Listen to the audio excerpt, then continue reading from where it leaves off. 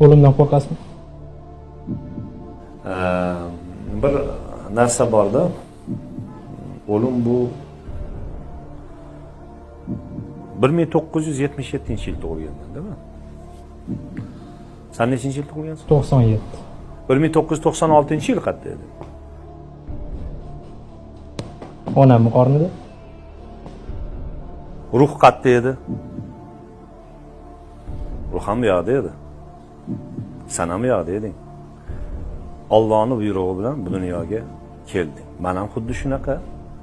1996-yili sen o'z uyingda eding. 1976-yilda men ham o'zim uyimda edim. Keyin bu dunyoga mehmon sifatida keldik biz. Nimaga endi o'z uyimizga qaytishdan qo'rqishimiz kerak? Faqat kim qo'rqadi? Gunoh ko'paysa odam qo'rqadi.